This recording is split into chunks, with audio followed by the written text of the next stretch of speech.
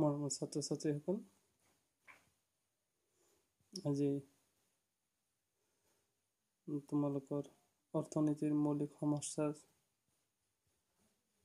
এটি গুৰুত্বপূৰ্ণ খুবই ইম্পৰ্টেণ্ট প্ৰশ্নৰ বিষয়ে আমি আলোচনা কৰিবলৈ লৈছোঁ। প্ৰশ্নটো হৈছে অৰ্থবিজ্ঞানৰ পৰিসৰ সম্পৰ্কে লিখা। অৰ্থবিজ্ঞানৰ পৰিসৰ সম্পৰ্কে লিখা। অকল মই ইয়াত উত্তৰটো তোমালোকক দি যাম, পিছত ভালদৰে বুজাই দিম। এই ভিডিঅ'টোত অকল এনচাৰখিনি পাই যাব। অৰ্থবিজ্ঞানৰ পৰিসৰে সমাজ বিজ্ঞানৰ আৰ্থিক কাৰ্যকলাপ সামৰি লয়।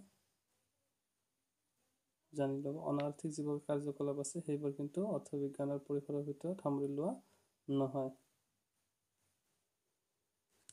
তাৰপিছত অৰ্থবিজ্ঞানৰ পৰিসৰে সাধাৰণতে নিম্নোক্ত বিষয়কেইটা সামৰি লয়।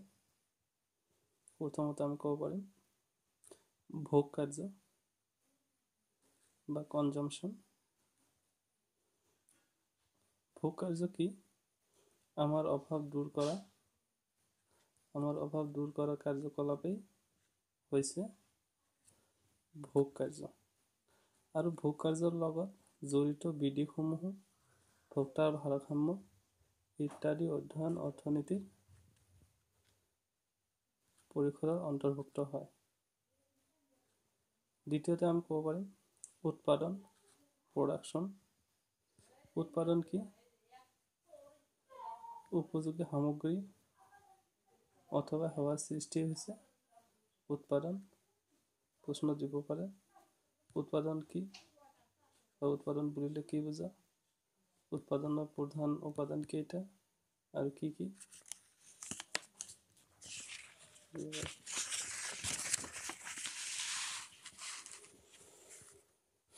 উৎপাদনৰ চাৰিটা উপাদান, এই চাৰিটাক আমি মূল উপাদান বুলি ক'ব পাৰিম।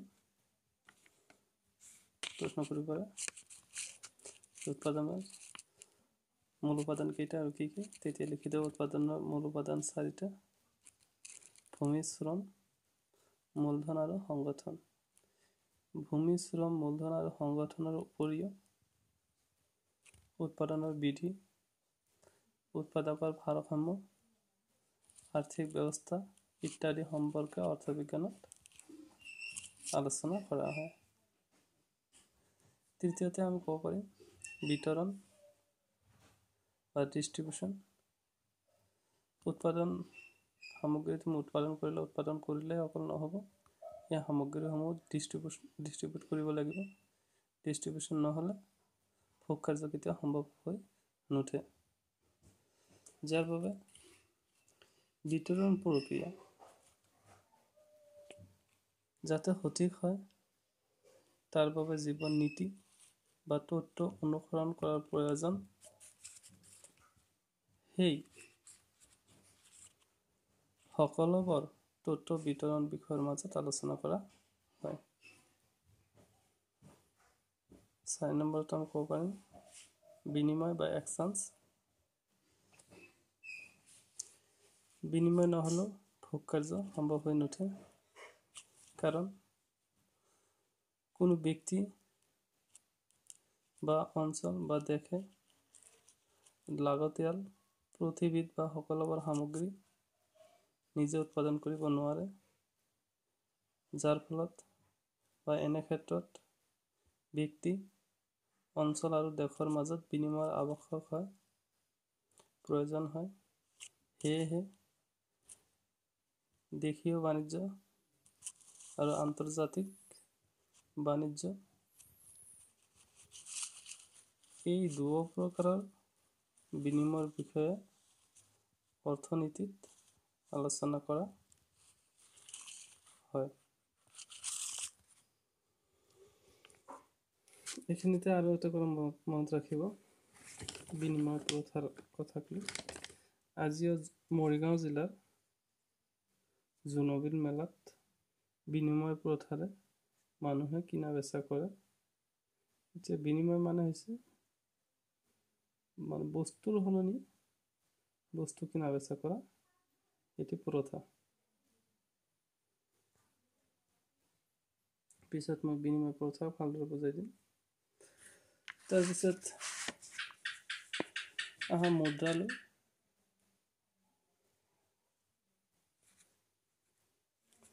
অৰ্থবিজ্ঞানৰ পৰিসৰৰ ভিতৰত মুদ্ৰাৰ ভূমিকা, মুদ্ৰাৰ কাৰ্যাৱলী আৰু প্ৰকাৰ ইত্যাদিৰ বিষয়ে আলোচনা কৰা হয়।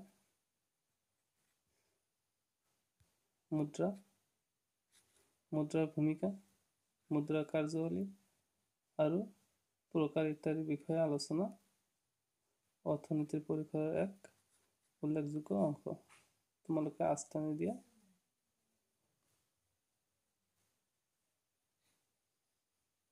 খিনিহে লিখিবা। ইয়াৰ পিছত আয়লৈ। বিভিন্ন প্ৰকাৰৰ আয়, যেনেকুৱা জনমূৰি আয়, ৰাষ্ট্ৰীয় বা জাতীয় আয়, ইয়াৰ বৃদ্ধি তথা বিতৰণ, অৰ্থনৈতিক কল্যাণৰ লগত ইয়াৰ সম্পৰ্ক আলোচনা কৰাটো অৰ্থনীতিৰ পৰিসৰৰ ভিতৰত পৰে বা অন্তৰ্গত। তাৰপিছত আছে ৰাজস্ব বা ৰাজহুৱা বিত্তবিজ্ঞান, পাব্লিক ফাইনেন্স, চৰকাৰী আয়, চৰকাৰী ব্যয় আৰু চৰকাৰী ঋণৰ আলোচনাই হৈছে ৰাজহুৱা বিত্তবিজ্ঞান। প্ৰশ্ন দিব পাৰে ৰাজহুৱা বিত্তবিজ্ঞান কি, তেতিয়া এইখিনি লিখি দিলে হ'ব। ইয়াৰ পিছত আছে কল্যাণকামী অৰ্থনীতি, কেৱল ভোগ কাৰ্য, উৎপাদন তথা বিতৰণে অৰ্থনীতিৰ মূল বিষয়বস্তু হ'ব নোৱাৰে। এনে কাৰ্যৰ লগত ব্যক্তি তথা আমাৰ সমাজৰ কল্যাণৰ দিশটো মন কৰিব লাগিব। কিছুমান কল্যাণকামী অৰ্থনীতিবিদ আছে।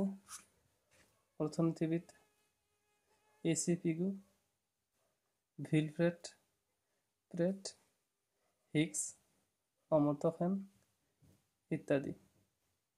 এইবোৰে হৈছে কল্যাণকামী অৰ্থনীতিৰ জনপ্ৰিয় অৰ্থনীতিবিদ। এইবোৰে কল্যাণকামী অৰ্থনীতিক অধিক জনপ্ৰিয় কৰি তুলিছে। তাৰপিছত আছে পৰিৱেশীয় অৰ্থনীতি, অৰ্থবিজ্ঞানৰ পৰিসৰৰ ভিতৰত পৰে পৰিৱেশীয় অৰ্থনীতি।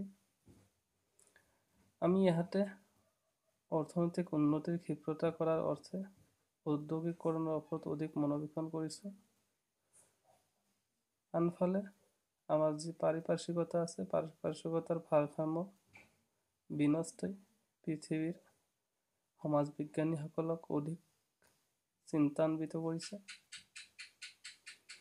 এনে ক্ষেত্ৰত আমাৰ পাৰিপাৰ্শ্বিকতাৰ ভাৰসাম্য কিদৰে ৰক্ষা কৰিব পাৰি, সেই উদ্দেশ্য আগত ৰাখি পাৰিপাৰ্শ্বিকতাৰ অধ্যয়ন অৰ্থনীতি বিষয়ৰ অন্তৰ্ভুক্ত কৰা হৈছে। এই সংযোজনে অৰ্থনীতি বিষয়ত এক নতুন মাত্ৰা প্ৰদান কৰিছে। ইয়াৰ পিছত দক্ষতালৈ। সীমিত সম্পদৰাজিক আমাৰ যে অভাৱ পূৰণ কৰাৰ কাৰণে যিবোৰ সম্পদ আছে, সেইবোৰ সম্পদ সীমিত হয়। এই সীমিত সম্পদৰাজিক দক্ষতাপূৰ্ণভাৱে ব্যৱহাৰৰ যোগেদি সমাজ গঠন কৰাটো অৰ্থনীতিৰ মূল বিষয়। এই সীমিত সম্পদৰাজিক দক্ষতাপূৰ্ণ ব্যৱহাৰৰ যোগেদি উৎপাদন প্ৰক্ৰিয়াৰ দ্বাৰা ত্বৰান্বিত কৰিব পাৰিলেহে মানৱ সমাজৰ কল্যাণ সাধন হ'ব। এই ওপৰত যিমানবোৰ আলোচনা কৰা হ'ল, প্ৰতিটো বিষয় আছে অৰ্থ বিজ্ঞানৰ পৰিসৰত একোটি অংশ। কিন্তু এটা কথা মনত ৰাখিব তোমালোকে, যে বৰ্তমান এই গতিশীল পৃথিৱীত কোনো এটা বিষয়ৰ পৰিসৰ সীমাবদ্ধ হৈ নাথাকে। সময়ৰ লগে লগে বিষয়বস্তুৱেও গতিশীলতা লাভ কৰে। সেয়েহে অৰ্থবিজ্ঞানৰ ভিতৰত গোলকীয় অৰ্থনীতিৰ নতুন ধাৰণা, বহনক্ষম উন্নয়ন আদি নতুন নতুন বিষয়ৰ অন্তৰ্ভুক্ত হৈ ইয়াৰ পৰিসৰ যথেষ্ট বৃদ্ধি পাব ধৰিছে।